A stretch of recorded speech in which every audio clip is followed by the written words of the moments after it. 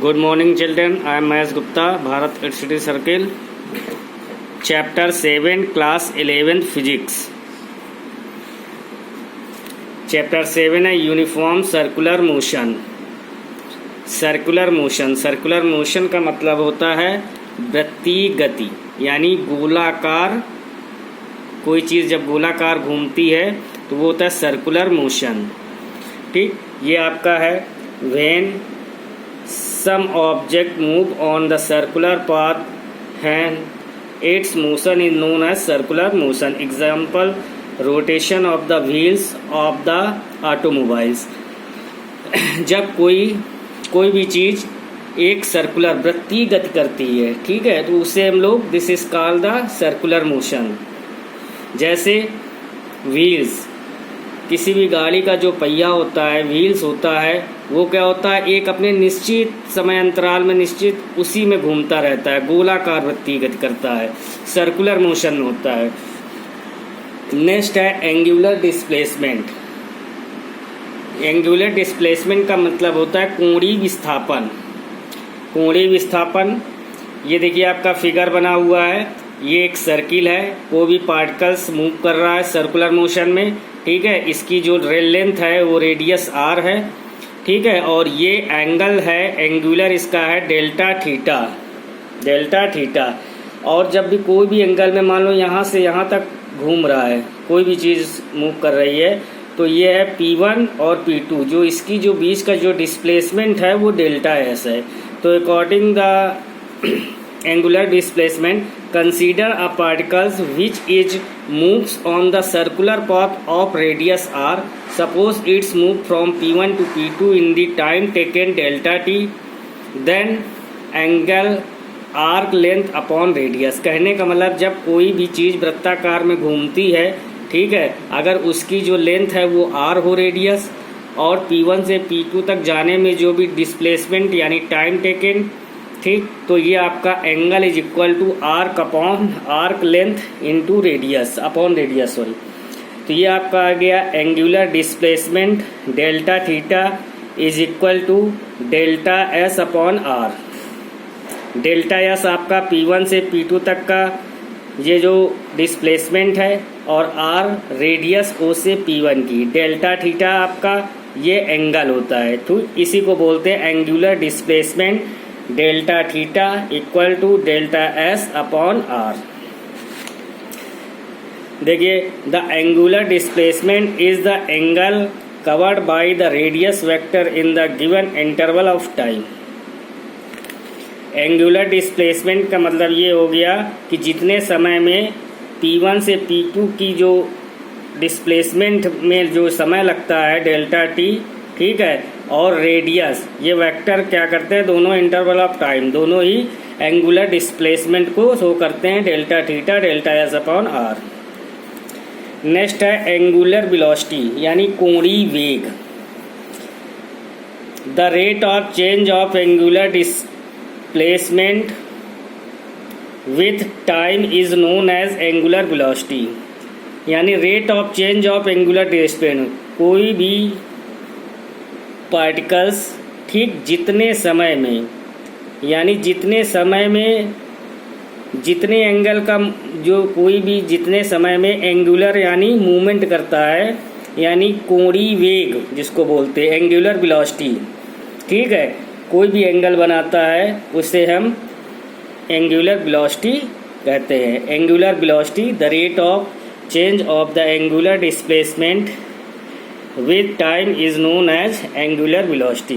Then v is equal to limit delta t is equal to 0 delta s upon delta t. तो ये आपको हो गया ds upon dt.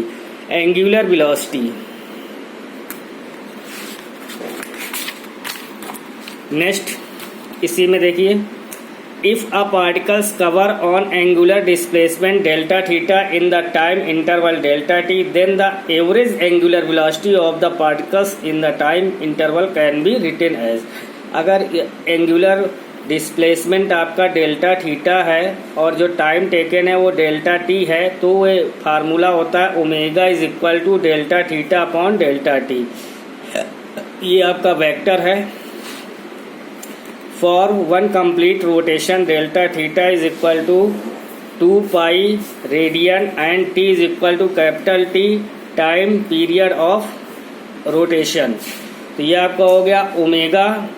अगर हमारा डेल्टा थीटा की वैल्यू 2 पाई हो एक चक्कर पूरा करने में जो भी समय लगा यानी एंगल जो हुआ 2 पाई रेडियन मान लें और टी को कैपिटल टी टाइम पीरियड मान लें। तो ये आपका हो गया omega is equal to hello चल रही है इंटर की। बच्चे अभी एक भी नहीं ऑन किए रखे हुए हैं। इतना आज कोई नहीं आया। फर्स्ट ईयर में तो आए थे, 12th में कोई आ ही नहीं रहा, अभी भी ऑन है। फर्स्ट ईयर में 2 बच्चे, एक धनंजय है और एक कैफ आया। मैथ्स में नहीं आया। मैथ्स में एक बच्चा आया था परसों वाले दिन इंटर में। फर्स्ट ईयर में तो 0 है, 0 ही चला रहा है।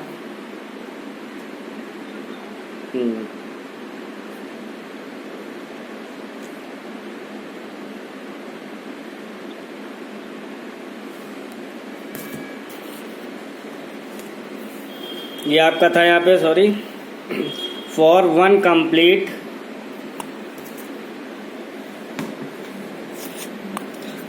तो ये आपका हो गया omega is equal to 2 pi upon T 1 upon T equal to N. 1 upon T होता है time period equal to N. तो ये हो गया omega vector is equal to 2 pi N. ये ओमेगा की वैल्यू होती है न्यूमेरिकल के लिए। नेक्स्ट है relation between linear and angular velocity. हमें रिलेशन बताना है किस पे, लीनियर और एंगुलर वेलोसिटी पे। ये देखिए फिगर बना हुआ है आपका। ये एंगल आपका डेल्टा थीटा है, ये लेंथ आपकी आर रेडियस है और P1 से P2 तक की जो लेंथ है वो डिस्प्लेसमेंट डेल्टा एस है। तो देखिए if D S and D theta delta theta linear and angular displacements covers in the time delta T. अगर डेल्टा एस और डेल्टा थीटा ये आपके लीनियर और एंगुलर डिस्प्लेसमेंट हों और टाइम पीरियड आपका डेल्टा टी है, तो ये आपका हो गया delta theta is equal to delta S upon R. Delta S upon R dividing both side delta T.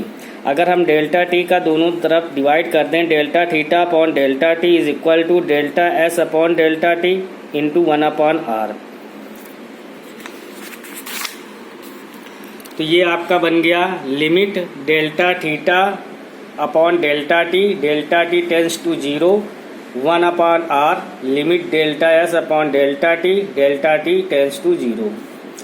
ठीक, but limit delta S upon delta T ये होता है हमारा D S upon D T और ये होता है वेलोसिटी। तो limit delta theta upon delta T equal to delta theta upon delta T equal to omega. Then we have the omega is equal to 1 upon R V. 1 upon R V cross multiplication से अगर हम v की value निकालें तो ये होता है v is equal to R omega. v is equal to R omega. ठीक है, थैंक यू।